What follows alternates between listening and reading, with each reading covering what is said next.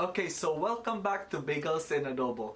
And today we're going to discuss about 5 things to know when marrying a Filipino. Okay, if you watch our last video, it is about 5 things to know when marrying an American.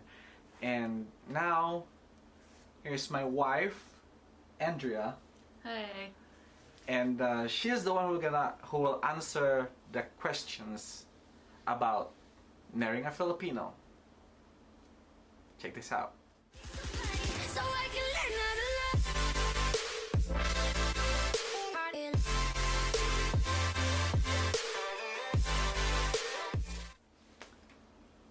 love. Okay, so we're going to discuss about 5 things of marrying a Filipino.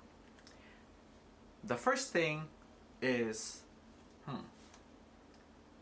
can't handle extreme cold temperature. Yeah, so when we first started dating and when he would come visit my apartment, my roommate and I would keep the temperature rather chilly in our apartment. And so I noticed after the first or second time he visited, he made sure that he always came with like long pants and like a hoodie or a jacket or like even sometimes 2 shirts to keep him warm because he was always really cold in our apartment. He's since adjusted pretty well, but like for me that's not as big of a deal. I come from the Midwest, so winters get very, very cold to temperatures that he can't even comprehend. So he hasn't been back, he hasn't been to the Midwest in winter yet, but that ought to be a great experience for him. Okay, so number 2 on our list is rice is important. Rice is important for you, that is true. I learned that very soon. Even when we were dating, like, we would like be hanging out and be like, I'm hungry, let's go get food. And I was like, okay, let's get Subway. And you were like, okay, but I'm gonna go across the street to the Filipino place that has rice. And so he gets his meal with his rice and stuff, and I get my Subway sandwich. And even now, like living together and like being married and living together, if he doesn't get rice in the day, it's like his rice compartment just eating a bowl of straight rice. He's like, I need rice today, it's empty. Especially if I don't cook rice in our meal. But it has made me become, I cook more rice than I would otherwise instead of potatoes. You also made rice before, right? It's like beef broccoli with rice. I made an American version of that. Yes. That's one. Okay, so the third in our list is you're expected to prepare a breakfast for the family. Yeah, I don't adhere to that. In America, and also because I am not a morning person in any shape or form, it's more like grab a breakfast, something quick and go, and not. I'm not the kind of person who's gonna get up an hour and a half before I have to leave for work to make a whole breakfast spread. I'll make the coffee in the morning when we're working, because I have to get up. I leave earlier, so I make the coffee, but everybody's on their own for breakfast. However, before we got married, he did promise he would make me breakfast, and he doesn't do it every day, but he does do it on the weekends. Well, actually, because you wake up early. So I know why. You can get up early and make me breakfast. No, I'm just kidding. I'm just teasing. No, but he makes breakfast on the weekends, and so that's okay. Yeah. Well, it's just, I just put the bagels inside the sometimes you make things that aren't bagels. You make waffles and eggs and bacon and things too, but also bagels.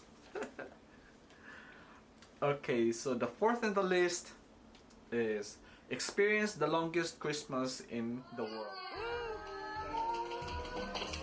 Woo!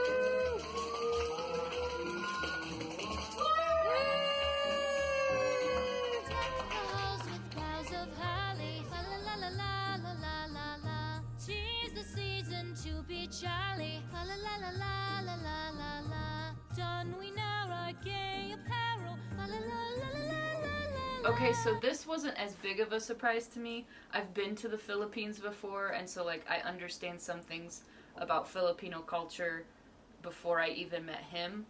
I have Filipino friends and things like that. So I knew that you celebrate Christmas in all the months that end in Ber, September, October, November, December. I knew that. I just didn't realize just how much Filipinos love Christmas, especially this one. Last school year, sorry, I'm a teacher, so my life works in school years. So last school year, friends of mine were leaving the island and they had a giant pre-lit Christmas tree with all these ornaments and they were selling it as they were leaving, and I made sure that I snagged that really fast because I knew how happy it would make him if we had a giant Christmas tree, because he was not content with my small one that I've been using for the last few years. He said, no, next year when I live here we must get a big one. So I made sure to buy him a big tree, and he even decorated the tree technically before September 1st, so that on September 1st he could light it, and it makes the house feel like homey and stuff for a good 4 months. And honestly, if you're gonna buy all that Christmas stuff, you might as well use it for 4 months instead of 4 weeks. So Yeah. I don't mind that. It's actually kind of fun.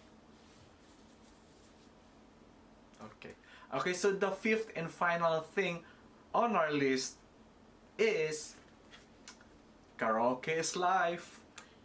Yeah, I, again, am not a stranger to Filipino or Asian culture. I've traveled and been many places, and I understand that many Asian countries love karaoke.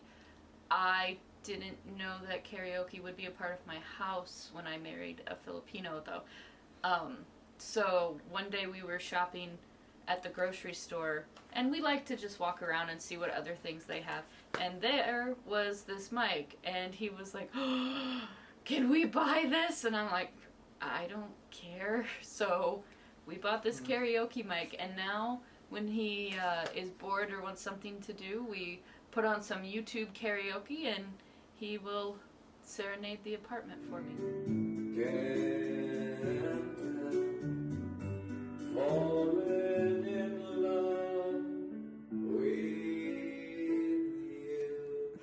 Are you taking video? Yeah. I am not so much a karaoke kind of person, so I pretty much just let him sing. Thank you so much for watching. If you like this video, please like. And don't forget to hit the subscribe button below so you can get updates from Bagels and Adobo about any new videos we post, which we plan to update regularly. Thank you. Bye. Bye.